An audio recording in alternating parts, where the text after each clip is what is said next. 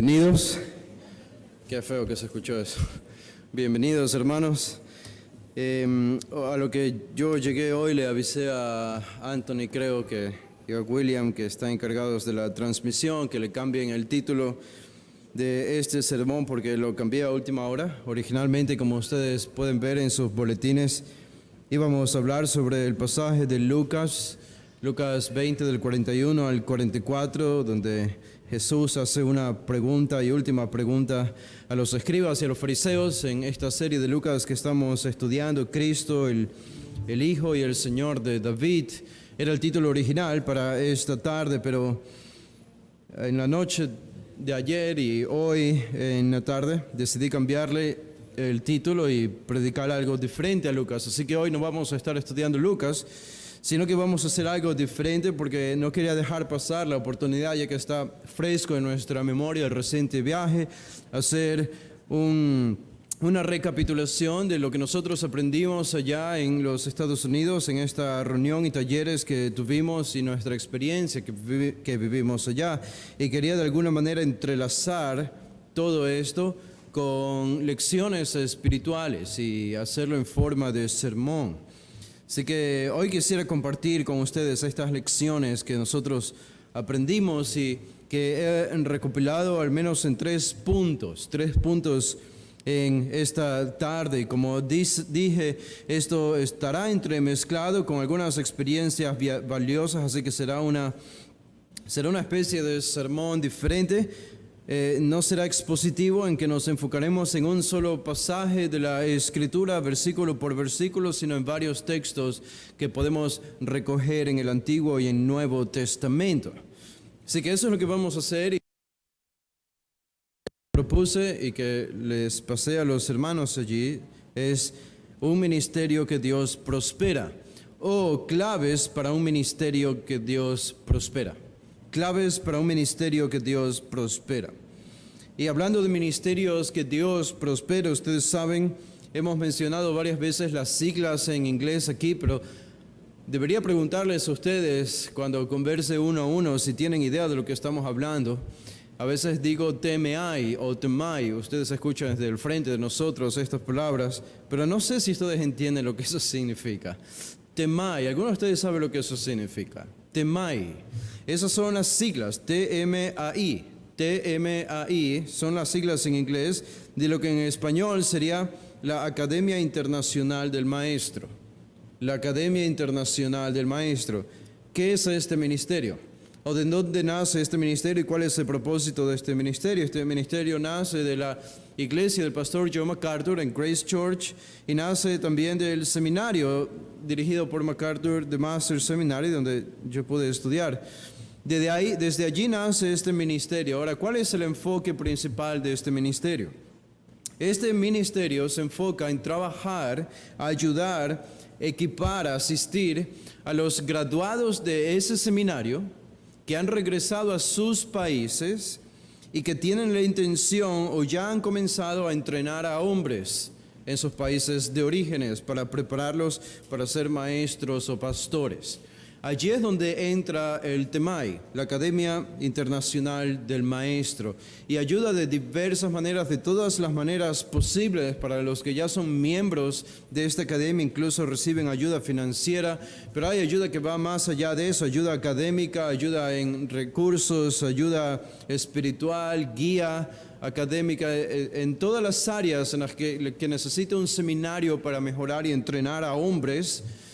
El TMAI aparece allí para asistir. Así que ustedes saben que en Latinoamérica, he dicho, y en España, bueno, en el mundo en realidad, pero donde se habla español, en España y Latinoamérica, hay varios de estos centros de entrenamiento que están siendo fundados o plantados o que ya tienen, en algunos de los casos, como España y México, muchos años desde que fueron plantados. Y allí estamos nosotros por medio del LAPEX. LAPEX es uno de estos centros de entrenamientos donde estamos buscando ser miembros oficiales, pero aún así nos consideran, somos miembros afiliados, se podría decir, del TMAI, y aún así ya recibimos algún tipo de ayuda de esta academia. Entonces, el taller al que nosotros fuimos en este viaje no fue organizado por Grace Church. como cuando vamos a la conferencia de pastores en el mes de marzo, fue organizado por TEMAI, la Academia Internacional del Maestro.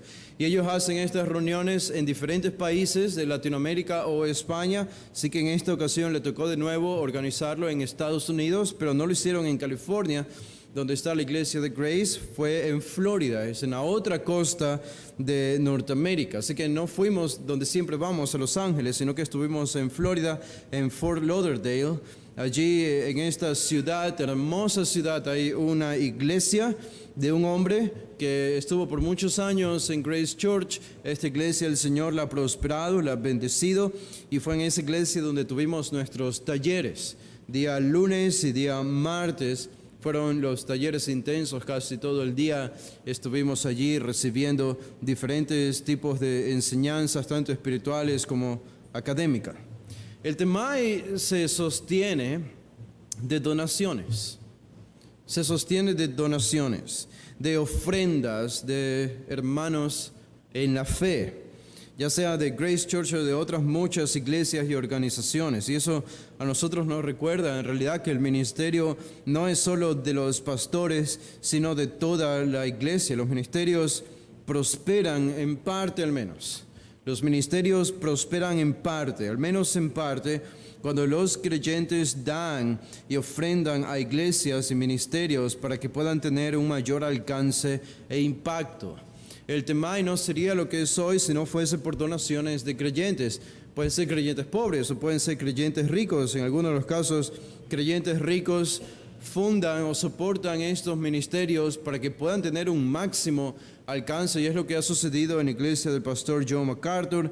Debido a su predicación, hay hombres de negocios que tienen mucho dinero a lo largo y ancho de Estados Unidos y que han querido conectarse con el ministerio de John MacArthur para apoyarle económicamente y apoyar sus ministerios, y así ha nacido todo el énfasis de misioneros. El departamento de misiones de Grace Church y TMI ha sido movido o impulsado por el dinero de hombres de negocios a lo largo y ancho de Norteamérica. Y menciono esto porque eso nos recuerda que Dios usa no solo a los pastores para predicar, sino que cuando Él quiere que su palabra alcance y llegue a los rincones de una ciudad, de un país o de un continente, usa a hombres y mujeres con recursos para que esa predicación pueda tener un mayor alcance. Es muy interesante, es solamente recordar lo que Pablo nos dice en 1 Corintios 12, cuando él habla de que hay diversidad de dones, hay diversidad de ministerios y diversidad de operaciones. Dios usa de distinta manera a los creyentes de la iglesia para causar un mayor impacto en su ministerio. Estoy recordando un hermano en particular de Los Ángeles, de la iglesia de Grace, el ministerio hispano. Él tiene un negocio de construcción de escaleras. Ellos construyen escaleras dentro de los hogares o dentro de edificios. Es un hermano de Latinoamérica, él es originalmente de Guatemala. Su negocio le ha ido muy bien, ha crecido económicamente, así que no tiene ningún problema económico. Y él, siendo un fiel creyente, ha querido utilizar parte del dinero de su negocio para apoyar a misioneros que salen de Grace Church, especialmente misioneros de habla hispana que salen a Latinoamérica o España. Así que este solo hermano ha sido una tremenda bendición para muchos de los misioneros que han salido de Grace a diferentes lugares del mundo a predicar la palabra. Y es la manera en la que Dios usa a estos hombres. Así que menciono eso para que podamos entender qué es el TEMAI, cómo funciona, de dónde viene el dinero que llega a TEMAI y cuál es el tipo de ayuda que ellos ofrecen. Así que ellos fueron los que organizaron estos talleres donde nosotros estuvimos lunes y martes. Y llegamos a Florida, obviamente, el día domingo en la tarde, donde se encuentra esta iglesia cuyo pastor se llama Jerry Crack. Él ha escrito algunos libros, es un hombre muy amado y muy querido por su congregación allí en Florida. Todo lo que nosotros escuchamos, todo lo que aprendimos y vivimos allá, me hizo pensar en este tema, un ministerio que Dios prospera. Creo que es el anhelo de todos nosotros, de todos ustedes, que nuestros ministerios, que sus ministerios sean prosperados por Dios, por el Señor.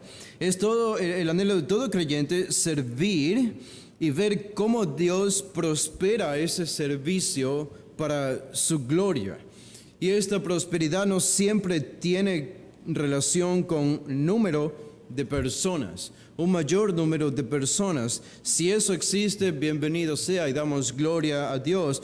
Pero es que por medio de mi servicio, Dios haga una obra en la vida de otros, ya sea para salvación o para santificación, edificación de la iglesia. Así que los años que nosotros estamos viviendo aquí en la tierra, entre tanto, antes de llegar a la eternidad, no serán años desperdiciados en esa eternidad si nosotros los dedicamos al servicio del Señor por medio de su iglesia. Si Dios te ha salvado, le amas. Y si le amas, le sirves. Si le amas, le sirves. Nuestras pequeñas, temporales y a menudo inconsecuentes planes empresariales o profesionales son todos secundarios comparados al ministerio cristiano. Y eso debería hacernos pensar cómo yo, si soy un creyente, si soy un hijo o una hija de Dios, estoy sirviendo al Señor con mi vida. Y lo importante es entender que un creyente no puede dedicar todos los años de su vida a servir, o podría dedicar todos los años de su vida a servir al Señor mientras se dedica a su trabajo, mientras se dedica a edificar a su familia. Pero imaginan que este servicio de años, nunca sea prosperado por el Señor, nunca sea prosperado por Dios. Imaginan dedicar 20 años a servir en la iglesia y que esos 20 años de ministerio no hayan sido realmente, a la luz de la Biblia, no hayan sido prosperados por Dios. A mí, por lo menos, para mí, es un pensamiento que me llena de temor y de escalofríos. Hacer algo que es vano, hacer algo que no lleve frutos. En otras palabras, es un servicio infructuoso, ya sea por falta de instrucción, por ignorancia, por falta de discernimiento, porque no hay instrucción en las iglesias sobre cómo servir, o ya sea por pecados que hacen el servicio de uno infructuoso, o cualquier otra razón. Debemos pensar seriamente en la posibilidad de tener ministerios que sean prosperados por el Señor, no en ministerios infructuosos. ¿Y cómo nos libramos de este error? Porque todos entendemos la importancia de servir. Y yo no creo que ustedes, si hay algunos de ustedes que no estén sirviendo en la iglesia, mañana van a comenzar a servir solamente porque yo hoy les diga deben servir. Mis palabras no tienen el poder de transformar sus corazones ni de transformar sus convicciones. Eso lo hace Dios con su Espíritu por medio de su palabra. Es algo entre ustedes y Dios. Nosotros no podemos cambiar eso. No podemos cambiar los corazones. El consejo es sirvan, pero la convicción debe llegar de la Biblia, de la Escritura, para hacer ese cambio. Pero todos entienden, todos entendemos la importancia de servir, pero ¿cómo servir de manera que Dios prospere mi servicio? Que Dios bendiga particularmente ese servicio para que Él lo utilice para su gloria, sea para condenar a alguien, o sea, para salvar a alguien, o para edificar a alguien que ya ha sido salvo, cualquiera de estas, pero que Él lo use de manera que Él quiera. Así que pensé en todas las cosas que nosotros escuchamos allá y a las que fuimos expuestos. Pensé en 3 puntos que nos pueden ayudar a entender cómo tener un ministerio que Dios prospera. Y el primer punto que pensé es la centralidad de Cristo. La centralidad de Cristo. El primer día que estuvimos allí, la primera sesión o el primer taller fue un devocional, en realidad, el lunes temprano en la mañana, a las 8 y pico.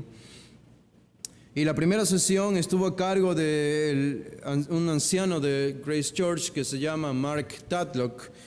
Viajó de Los Ángeles a Florida para estar con nosotros.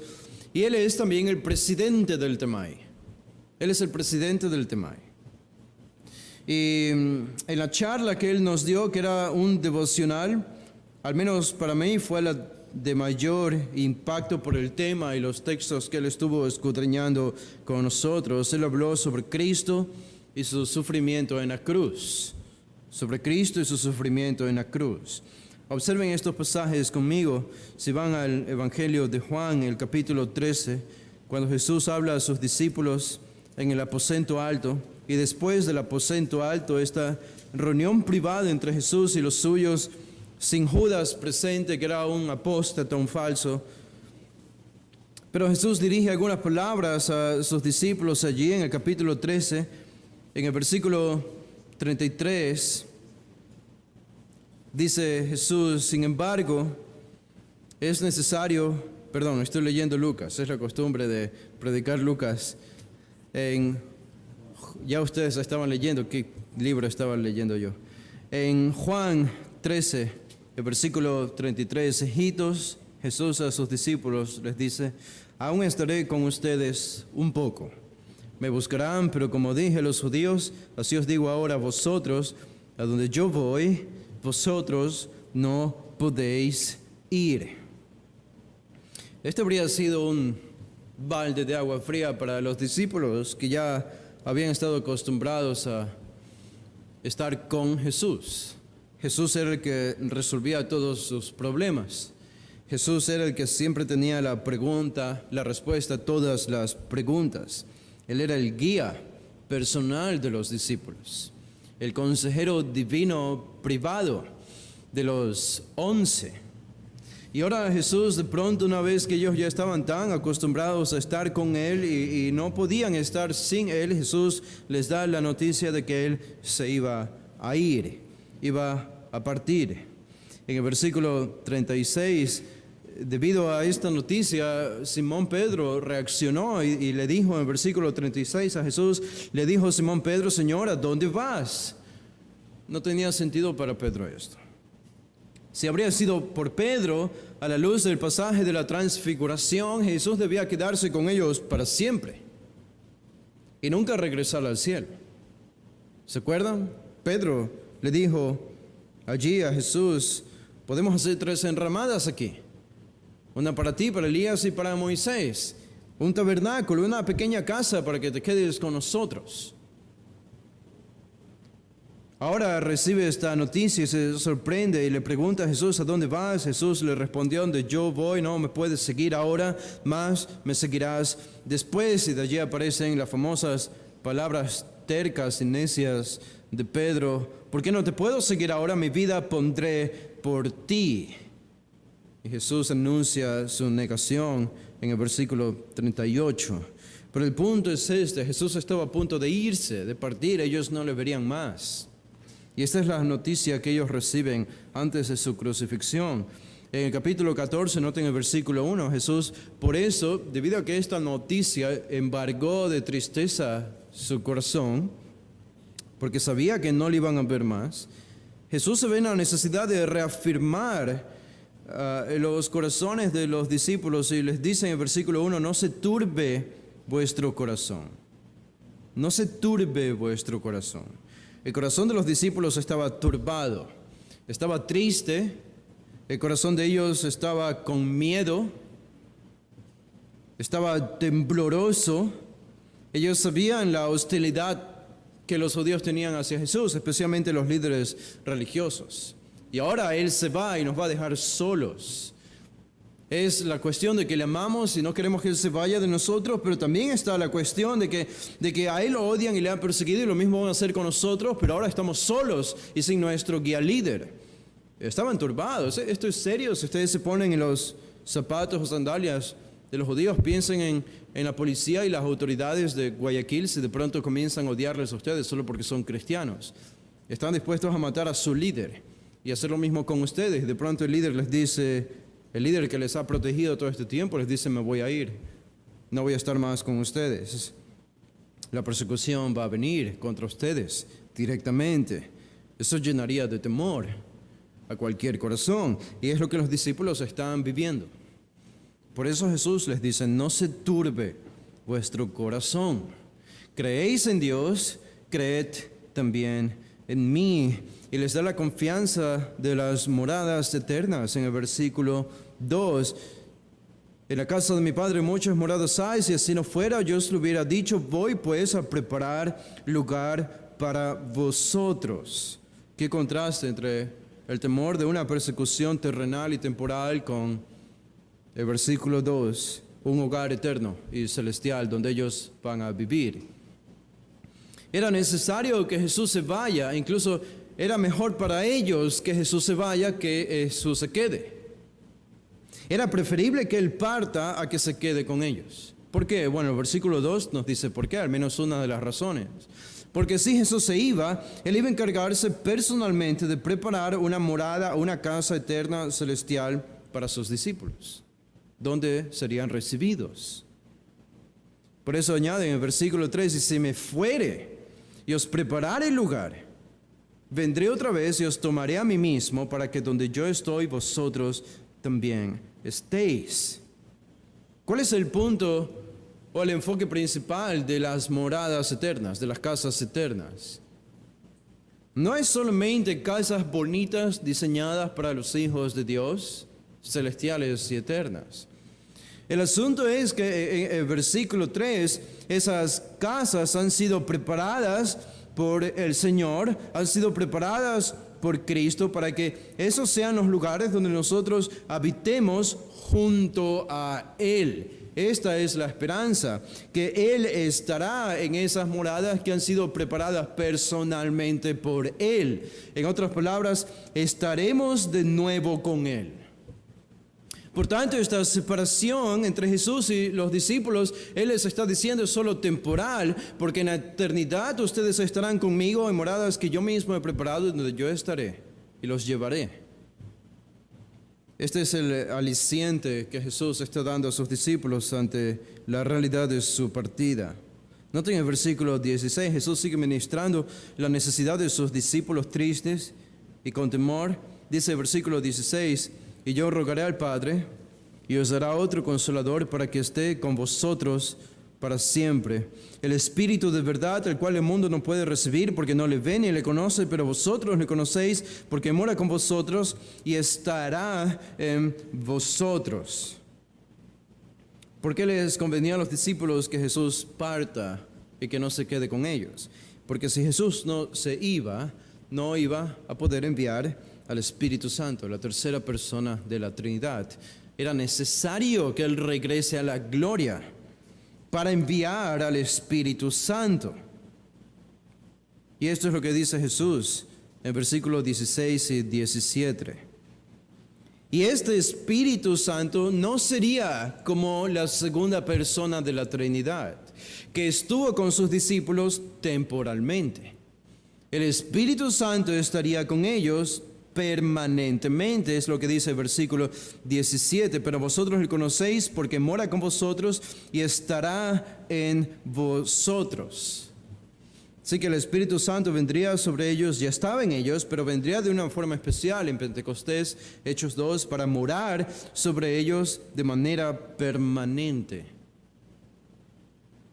Y noten el maravilloso lenguaje del versículo 18, esta metáfora hermosa que usa Jesús para consolar a sus discípulos. Les dice en el versículo 18, no os dejaré huérfanos, no os dejaré huérfanos. En un contexto donde Él mismo les ha llamado hijos, hijitos. En el versículo 33 del capítulo 13, aquí ahora les dice, no los dejaré huérfanos, que confort debe haber significado esto para los discípulos, que es lo que justamente estaban pensando, que iban a ser huérfanos, porque Jesús iba a regresar al cielo, iba a desaparecer. No os dejaré huérfanos, vendré a vosotros. Vendré a vosotros, esta es la promesa. Vendría a ellos en el Espíritu Santo, vendría a ellos en su segunda venida. Pero noten ahora el versículo 25. Versículo 25 dice, del capítulo 14, os he dicho estas cosas estando con vosotros, mas el Consolador, el Espíritu Santo, a quien el Padre enviará en mi nombre, Él os enseñará todas las cosas y os recordará todo lo que yo os he dicho. La paz os dejo, mi paz os doy, yo no os la doy como el mundo la da, no se turbe vuestro corazón ni tenga miedo. Otra vez, el miedo de los discípulos, la preocupación de los discípulos, de no ver más a Jesús. Y ahora Jesús los quiere confortar con su paz. Yo les doy mi paz. No tengan miedo. Dice el versículo 28, habéis oído que yo os he dicho, voy y vengo a vosotros. Si me amarais, os habríais regocijado, porque he dicho que voy al Padre, porque el Padre es mayores que yo. Y ahora os lo he dicho antes que suceda, para que cuando suceda, creáis. En otras palabras, Jesús les dice, esta noticia que yo les estoy dando de mi partida significa que voy a regresar al Padre, a la gloria. Eso significa que vamos a enviar al Espíritu Santo para que esté con ustedes para siempre. Voy a preparar un lugar eterno y celestial para ustedes, para que estén donde yo estoy en el futuro, en la eternidad. Y esto deberían ser buenas noticias. Esto debería ser causa de regocijo. Pero para los discípulos que aún no entendían las implicaciones de la partida de Jesús, muerte, resurrección y ascensión de Jesús, esto solo podía ser visto con ojos de tristeza y de preocupación. Me parece interesante lo que puede hacer la falta de comprensión de verdades bíblicas. Lo que se supone que a uno le debe dar gozo, si uno no tiene el discernimiento y información y conocimiento bíblico suficientes, eso es causa de tristeza y de temor. Solo piensen en temas como la soberanía de Dios. Nosotros que lo entendemos bien, espero, al menos la mayoría de los que estamos aquí, es una doctrina llena de confort, de alegría y de seguridad a nuestro corazón, pero para otros creyentes la doctrina de la soberanía de Dios es causa de temor, de ansiedad, e incluso de rechazo. Lo que puede hacer cuando uno se vuelve iletrado bíblicamente es lo que pasa con los discípulos aquí. Esta era una realidad maravillosa para los discípulos, pero ellos estaban llenos de temor. Noten el capítulo 16 aquí. Vamos a llegar a algún lugar, se los prometo. El capítulo 16, noten el versículo 5, 16:5. Jesús dice en la última parte del versículo 4, esto no os lo dije al principio porque yo estaba con vosotros, pero ahora voy al que me envió. Voy al que me envió. Me voy a desaparecer. Y ninguno de vosotros me pregunta, ¿a dónde vas? Antes, porque os he dicho estas cosas, tristeza ha llenado vuestro corazón. En lugar de hacer la pregunta lógica, Jesús les dice, me voy. La pregunta lógica de cualquiera habría sido, bueno, ¿a dónde vas? ¿A dónde vas? Pensamos que tu lugar era aquí con nosotros. Y ahora nos dices que te vas. Pero la tristeza y el temor habían nublado tanto la mente de los discípulos que no hicieron la pregunta más lógica, ¿a dónde vas? Sino que se enfocaron en sus miedos, en sus propias ansiedades. Y no pudieron ver más allá. Jesús dice en el versículo 6 antes, porque os he dicho estas cosas, tristeza ha llenado vuestro corazón, pero yo os digo la verdad, dice el versículo 7, os conviene que yo me vaya. Es mejor para ustedes que yo me vaya.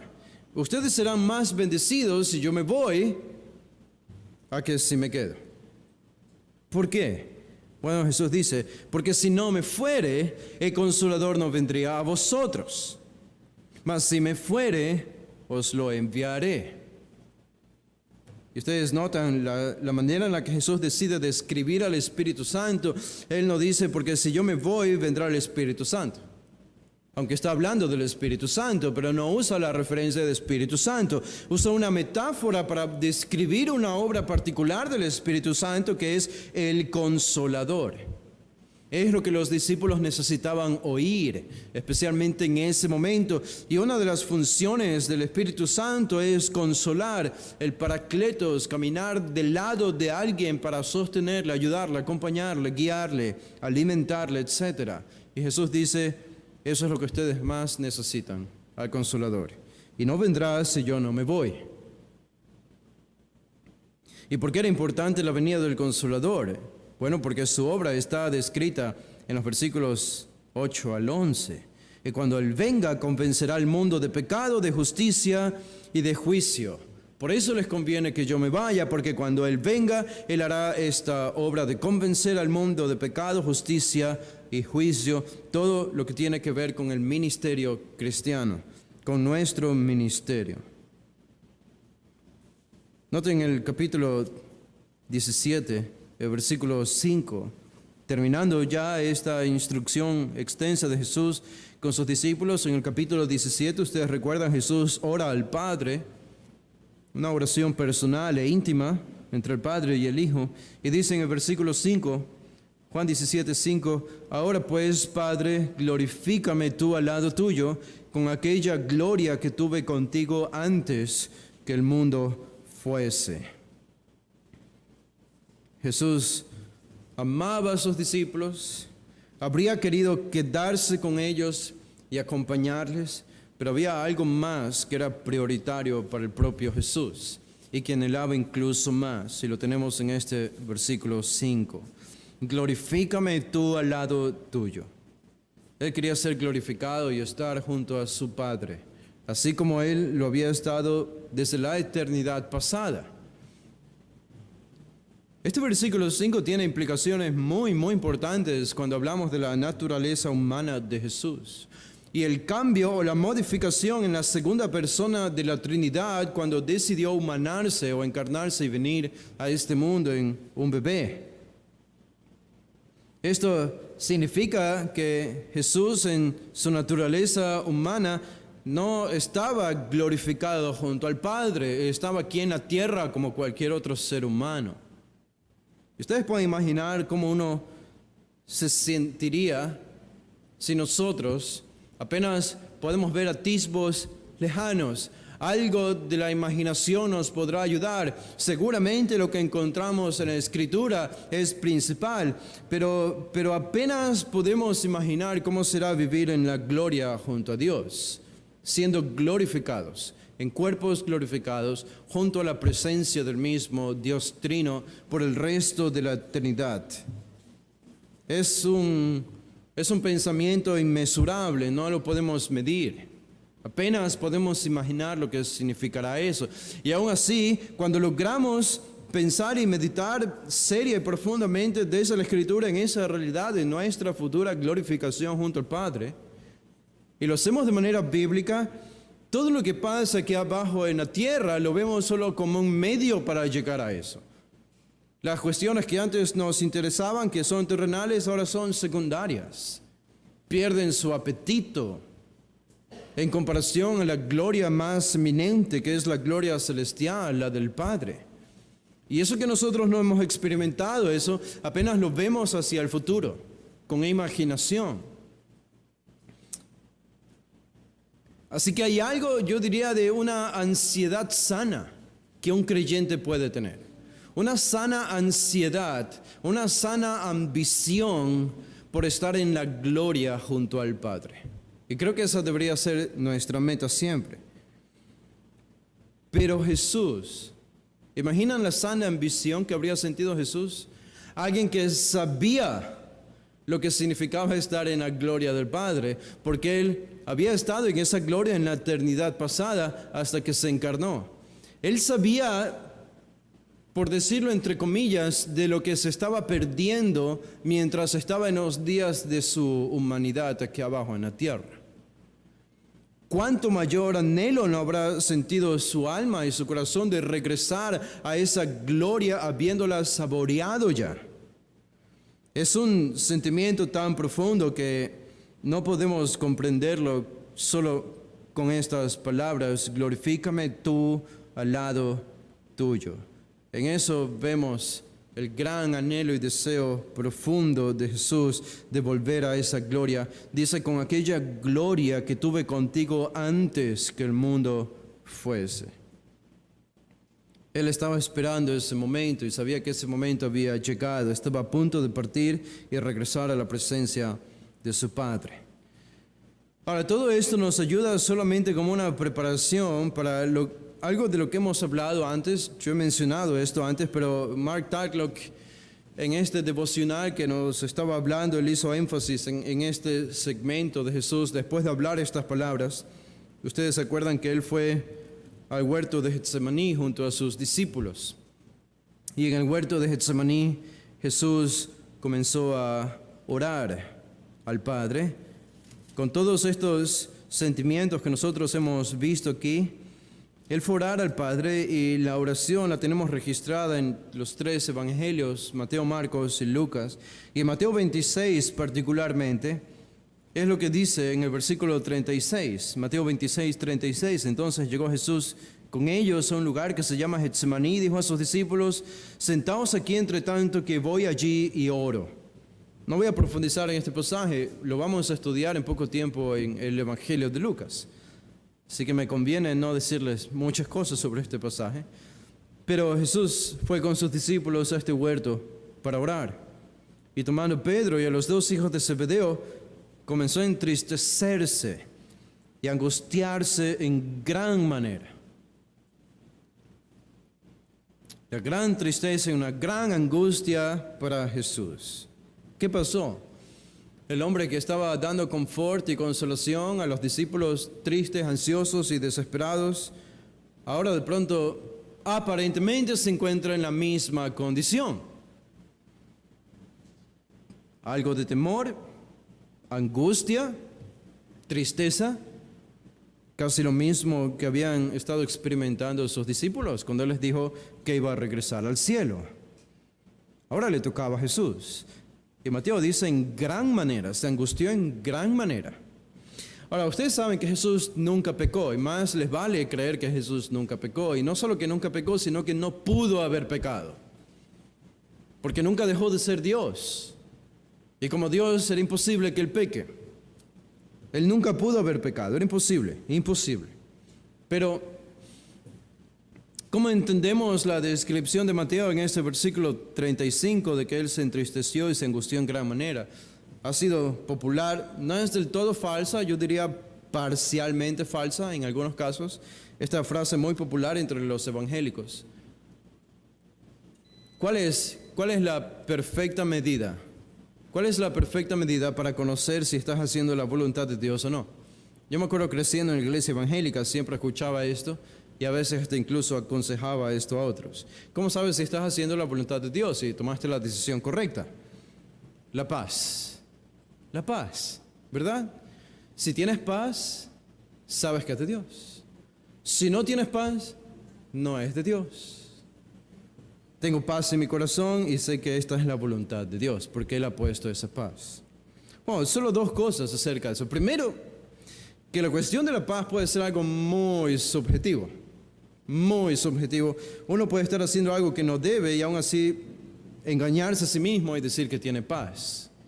Pero en segundo lugar, la idea de que la paz siempre es la prueba, siempre, no digo que nunca sea así, yo creo que muchas veces sí es así, pero de que siempre la paz es la prueba de que uno está haciendo la voluntad de Dios, está directamente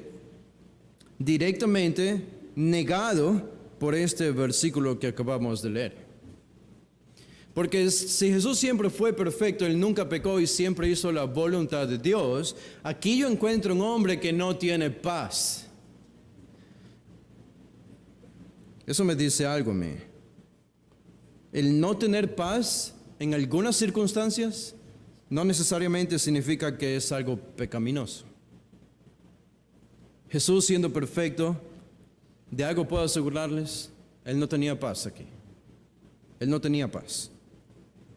Estaba tremendamente angustiado. Una persona angustiada en gran manera es una persona que no tiene paz. No puedes definirlo de otra manera. Y aquí está Jesús en esta misma condición. Dice el versículo 38, entonces Jesús les dijo: mi alma está muy triste hasta la muerte. Quedaos aquí y velad conmigo. Estas son las propias palabras de Jesús, no solo Mateo atribuyendo este sentimiento de tristeza y angustia a Jesús, sino el mismo Jesús es brutalmente honesto con sus sentimientos profundos y revela a sus discípulos cómo se sentía en ese momento, lo que había en su interior, y les dijo: estoy muy triste. Yo estoy seguro que esta fue la primera y única vez que Jesús dijo algo así a sus discípulos. Estoy muy triste. ¿Cuán triste? Hasta la muerte. Más triste no podía estar, en otras palabras. Y dice, yendo un poco adelante, se postró sobre su rostro orando y diciendo, Padre mío, si es posible, pase de mí esta copa, pero no sea como yo quiero, sino como tú. ¿Y se acuerdan? Hemos visto antes, en este versículo está una clave para entender por qué Jesús se sintió como se sintió. En este versículo 39 y en la palabra copa. Esa palabra copa nos revela por qué Jesús estaba tan triste y angustiado. ¿Qué simbolizaba la palabra copa en el Antiguo Testamento? Y en el tiempo del Nuevo Testamento, la copa comúnmente se relacionaba a la ira de Dios. La ira de Dios. Así que era la ira de Dios lo que tenía a Jesús tan angustiado. Él encontró a sus discípulos dormidos en el versículo 40 y les reprochó, así que no habéis podido velar conmigo una hora, velad y orad para que no entréis en tentación. El espíritu, la verdad, está dispuesto, pero la carne es débil. Y otra vez fue y oró por segunda vez, diciendo, Padre mío, si no puede pasar de mí esta copa, sin que yo la beba, hágase tu voluntad. Lucas añade más detalles a esto y nos dice que ángeles le fortalecieron, que derramó grandes gotas de sangre al suelo por lo angustiado que estaba en ese momento. Y por tercera vez halló a sus discípulos durmiendo. Este ha sido un pasaje enigmático para muchos porque uno trata de entender qué tenía Jesús en su mente y en su corazón, en su alma, cuando estaba viviendo estas horas previas a su agonía. Y creo que nosotros hemos explicado antes correctamente que Jesús está a punto de recibir la ira de su Padre, y esto es lo que lo tiene tan angustiado, que él estaba a punto de recibir el castigo, el odio de su Padre por los pecados de todos los hombres y mujeres que serán salvos en la historia de la humanidad. Todo este castigo infernal iba a caer sobre él en algunas horas en la cruz. Y es difícil para nosotros entender lo que eso significa. Hay algo de misterio aquí para nosotros. Pero esto es lo que Jesús está experimentando. Y algo podemos entender de su agonía y por qué se sentía como se sentía. Y hay un pasaje importante que nos ayuda a entender por qué Jesús estaba así en Marcos 15:34. En Marcos 15:34, ¿se acuerdan estas famosas palabras de Jesús? En la hora novena, Jesús, estando en la cruz, clamó a gran voz diciendo, Eloi, Eloi, lama sabactani, que traducido es, Dios mío, ¿por qué me has desamparado? ¿Por qué me has desamparado? ¿Cuál era la razón por la que Jesús sentía tanta agonía antes de ir a la cruz? No era por el miedo a la muerte, no era por el miedo al dolor de la misma crucifixión, era porque él sabía que su Padre le iba a abandonar unas cuantas horas en la cruz, que el Padre le iba a dar su espalda. Y esto iba a ser tremendamente doloroso, tremendamente doloroso. Utilizando metáforas paupérrimas y terrenales, como estar en un cuarto oscuro por el resto de los días, sin hablar con nadie, completamente solo, sin poder ver absolutamente nada. Él iba a ser abandonado por su Padre. Este es solamente un reflejo de lo que implica la muerte de Jesús. ¿Quién es Jesús? Y lo que implica su muerte y su resurrección. En mi experiencia creciendo en iglesias evangélicas, me he dado cuenta que en las iglesias se puede hablar mucho sobre Jesús sin entender quién es Él y sin entender lo que Él ha hecho en la cruz. Es más, pienso que si haríamos una estadística que muestre cuánto los cristianos comprenden los dichos de Jesús en los evangelios, sería revelador en lo que concierne a cuánto se entiende el evangelio. Ministerios que hablan mucho sobre Jesús, mucho sobre plantar iglesias y alcanzar el mundo en el nombre de Jesús,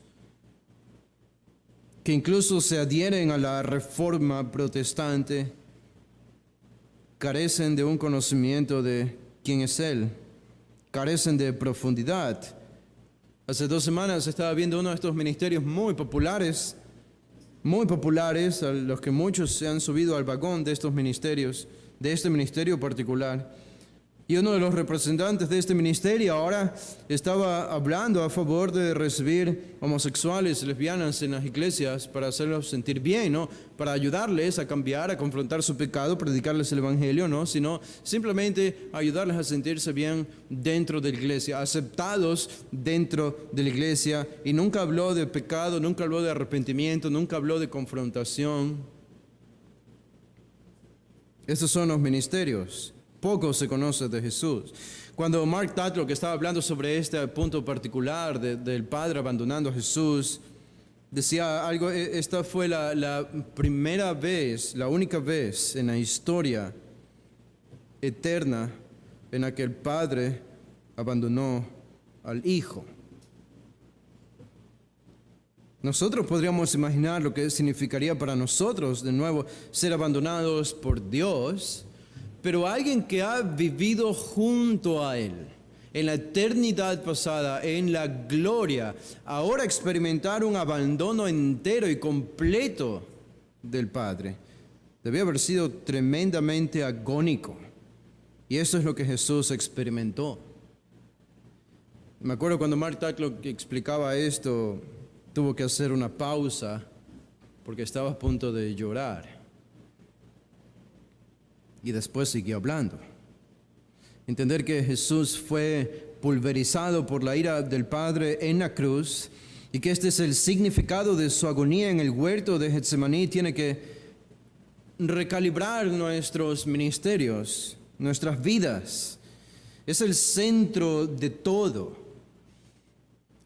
lo que somos y de todo lo que hacemos. Juan el Bautista dijo sobre Jesús: es necesario que Él crezca, pero que yo mengüe.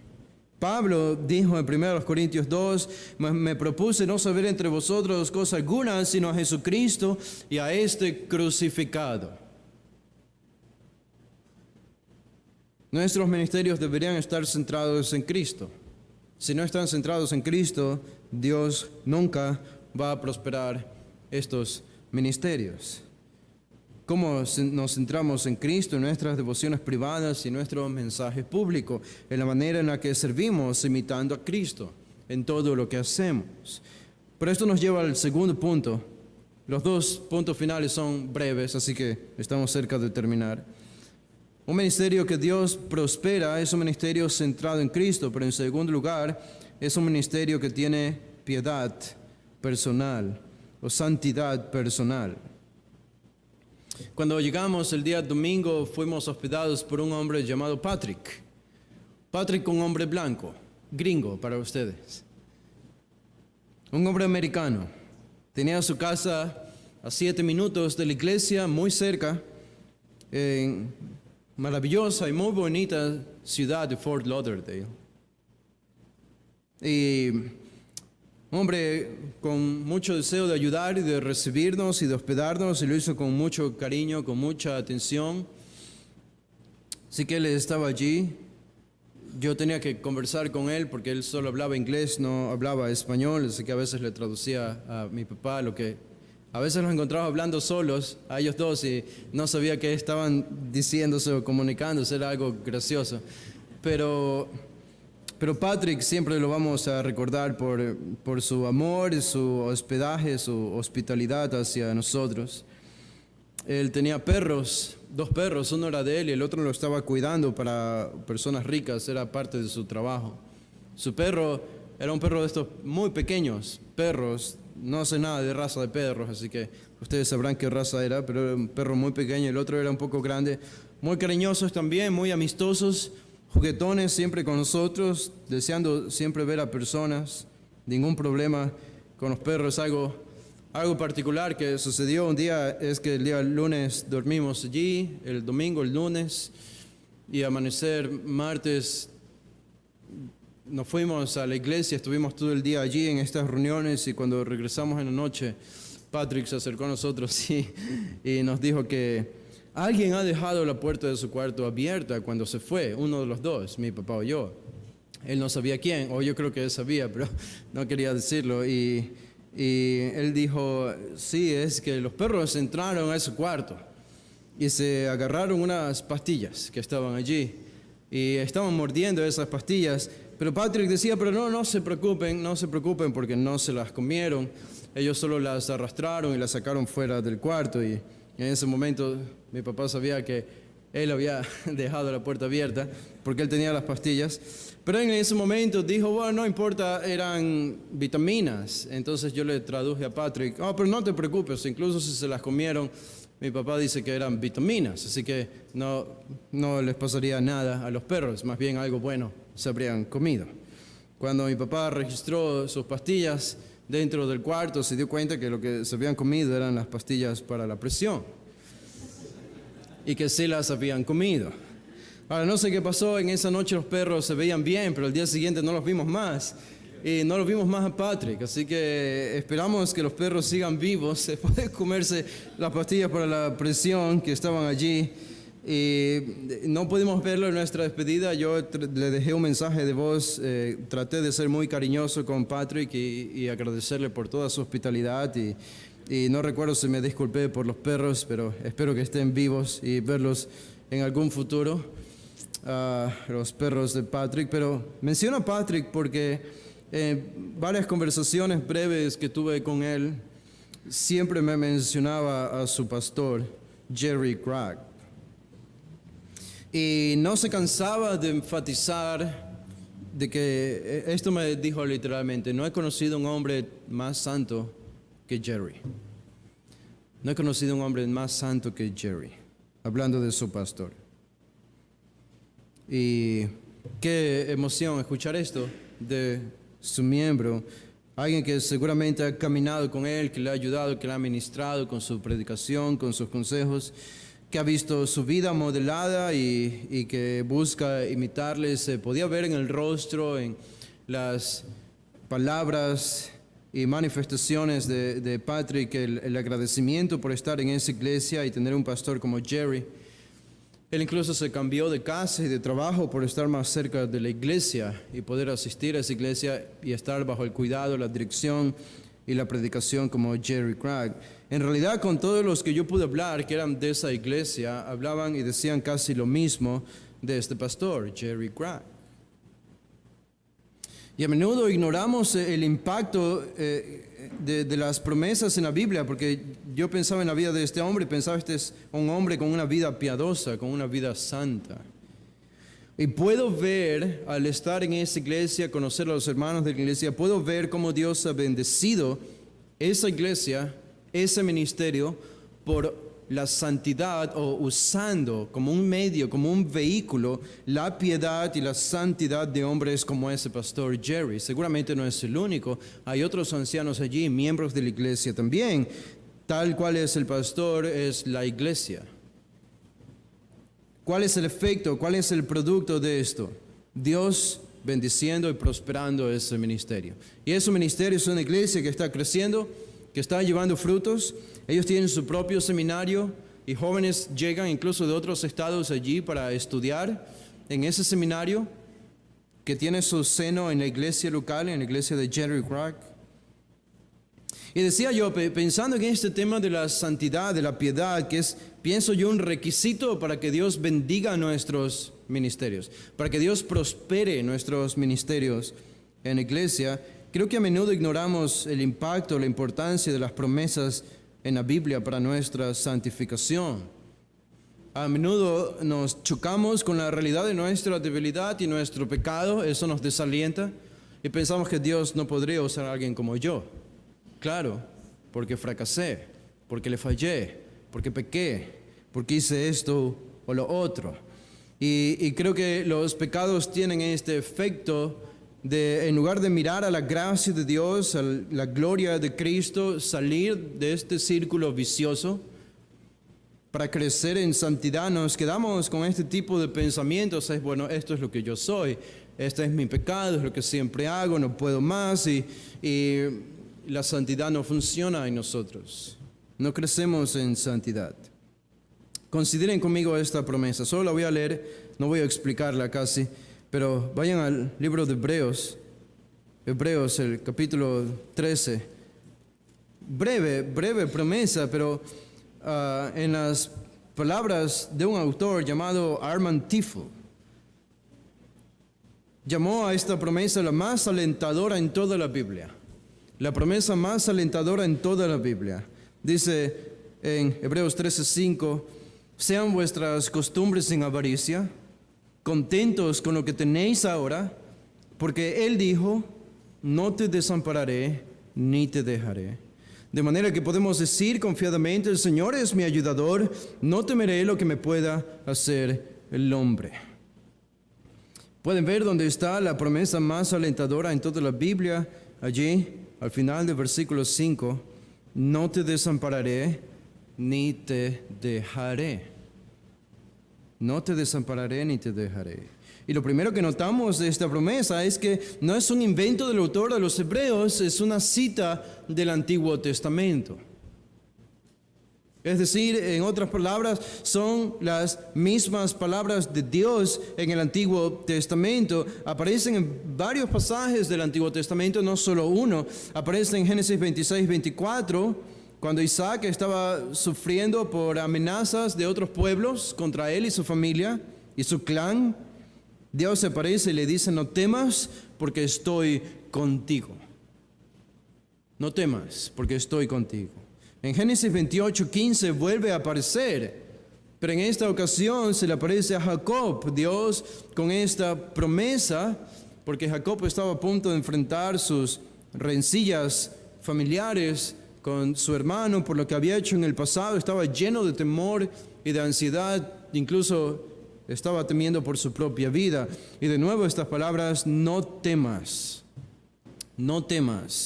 porque estoy contigo. Aparecen de nuevo en Deuteronomio 31:6 a Israel cuando estaban a punto de conquistar la tierra de Canaán y librar las batallas con pueblos desconocidos para ellos. Esto era guerra, y tu vida estaba en peligro porque tenías que luchar. Y aparece la maravillosa promesa de Dios, no teman porque estoy con ustedes. Y Josué 1:1-5 de nuevo aparece esta misma promesa a Josué como preparación para las conquistas.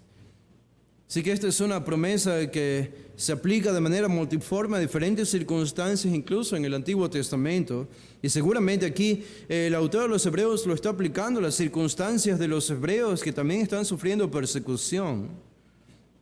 Y nosotros la podemos aplicar a nosotros. Esta es la promesa de Dios de que Él nunca nos va a abandonar, nunca nos va a dejar. ¿Se dan cuenta cuán importante es eso? Especialmente a la luz probablemente de una persecución futura, pero del pecado presente. No pienses que por tu pecado Dios te va a abandonar. No pienses que por tu pecado Dios te va a dejar, se va a olvidar de ti, o te va a mirar con algo menos de amor debido a tu pecado. Seguro que el pecado le disgusta a Dios. Seguro que Él puede enojarse con nosotros. Le disgusta y que puede disciplinarnos y corregirnos debido a nuestro pecado, pero su amor hacia nosotros no cambia un ápice y su promesa no puede cambiar tampoco, es inmutable, nunca nos va a dejar. Y sobre todo cuando consideramos el énfasis del autor, que no lo podemos percibir en nuestras traducciones al español, pero en este versículo 5, no te desampararé ni te dejaré, en el original tiene 5 negativos. 5 negativos. Y comienza repitiendo 2 negativos. No. Por eso la Biblia de las Américas lo traduce nunca. Pero 5 negativos en total. No te desampararé, nunca, no te dejaré. Esto es lo que dice esta promesa de manera literal. Y esto debe tener un tremendo impacto en nuestra santificación debido al afecto desalentador del pecado en nosotros. Debemos recordar esta promesa: el Señor no me abandona ni me deja. La importancia de la piedad, esto nos ayuda para nuestra santificación. Y cuando nosotros vivimos en santidad y en piedad, Dios prospera nuestros ministerios. Como digo, no necesariamente se ve reflejado esto en números. Pregúntenle a Juan el Bautista cuántos números de convertidos tuvo durante su predicación, o a Isaías o a Jeremías. No estoy diciendo que Dios va a traer olas de números de nuevos creyentes necesariamente. Cuando eso ocurre, gloria a Dios y damos gracias a Dios por eso. Pero significa que Él va a prosperar nuestro ministerio, en que lo que nosotros hacemos o enseñamos va a tener un efecto en los corazones de los que nos escuchan. Sea para endurecimiento o sea para suavizar esos corazones. Dios prospera los ministerios de hombres y mujeres que viven piadosamente. Y para terminar, esto solo como conclusión, 2 minutos. La tercera clave para un ministerio que Dios prospera: la primera, la centralidad en Cristo; segundo, la piedad personal; y en tercer lugar, no hay ministerio que Dios prospere si no hay entrenamiento de hombres. Si una iglesia no entrena hombres, esa iglesia no será una iglesia que Dios prospere.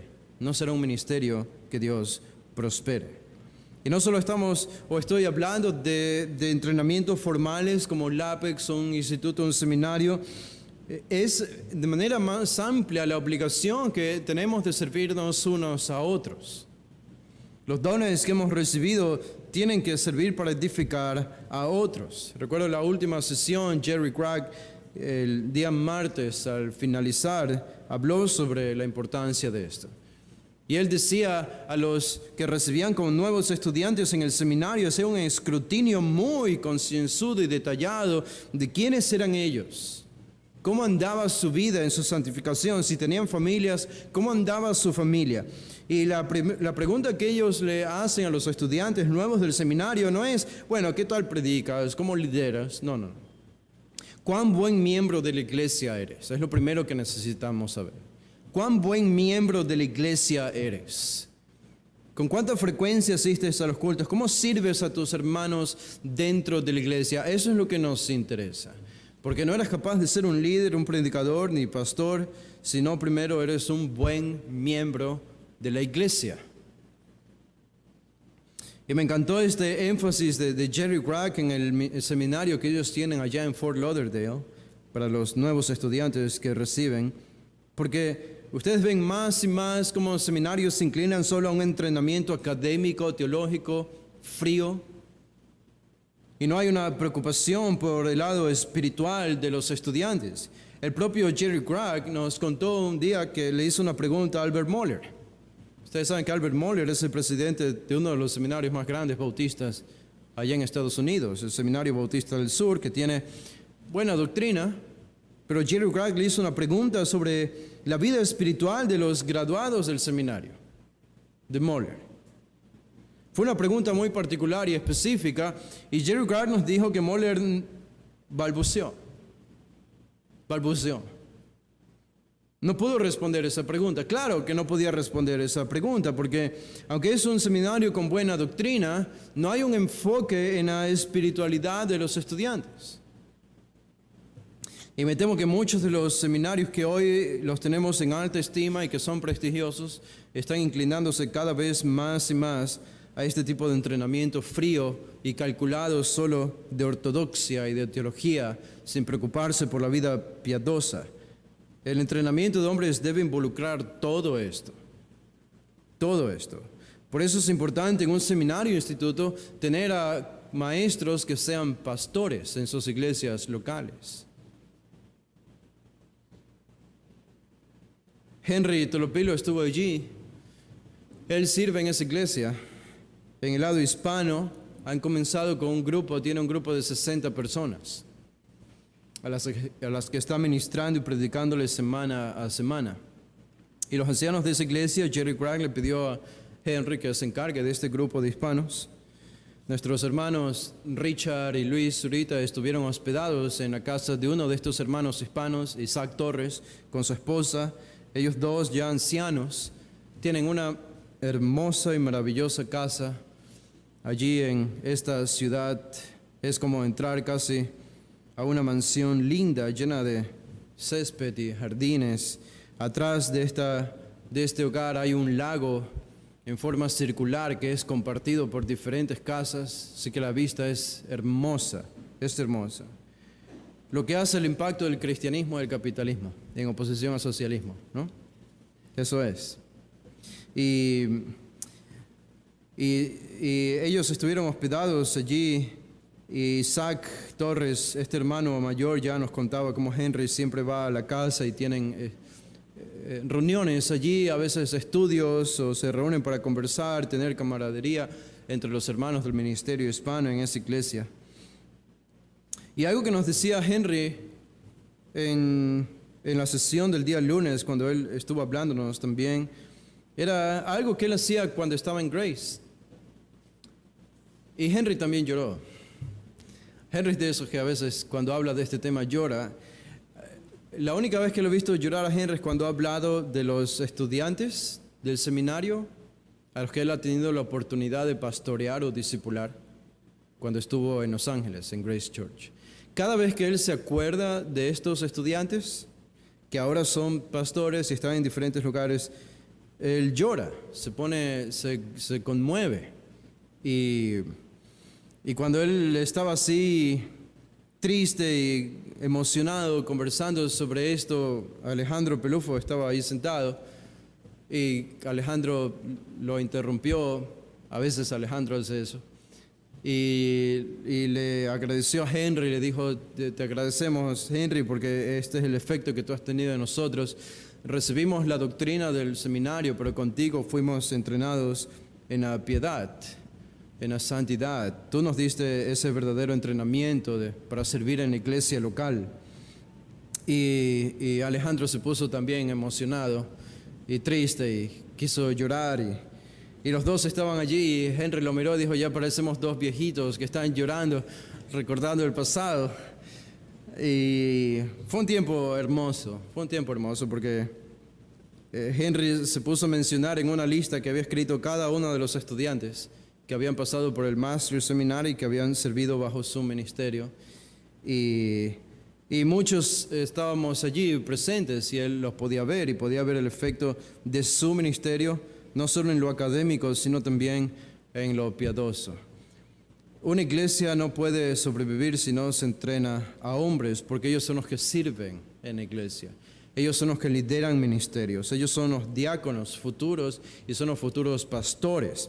Es triste ver, y puedo decir esto porque crecí en una iglesia tal, cuando un hombre que es muy inteligente y muy capaz en sus habilidades para el ministerio, para predicar y comunicar, se vuelve él solo el centro de atención de una iglesia.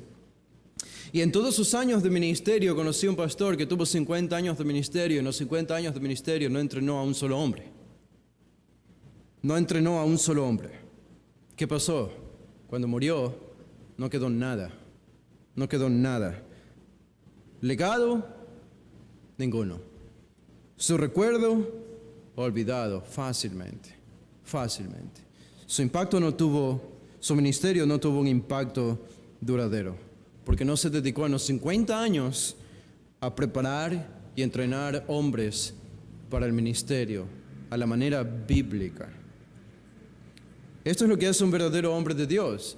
¿Saben cuál es la prioridad de un pastor cuando llega a una iglesia local para ser el pastor de esa iglesia? La prioridad, la primera de todas. Uno diría, bueno, predicar la palabra. Otros dirían, bueno, aconsejar. Otros dirían, administrar la iglesia, poner las cosas en orden. No. La primera, entrenar hombres. Entrenar hombres. Jesús lo hizo. Apenas llegó acá a la tierra cuando comenzó su ministerio. 3 años entrenando hombres. Pablo lo hizo. Apenas comenzó su ministerio. Entrenó hombres. Y le dijo a Timoteo en 2 Timoteo 2:2 que entrene a hombres idóneos para el ministerio. Timoteo debía estar consumido por esta tarea. Por eso nosotros tenemos LAPEX. LAPEX no es un invento nuestro, es una demanda de la Escritura para nosotros. Así que estos son algunos de los aprendizajes nuestros, algunas experiencias. Esto fue el día lunes y martes. Parte del día miércoles y jueves los hermanos querían hacer compras, así que pasamos todo el día para mi impaciencia comprando ropa, zapatos y todo tipo de cosas.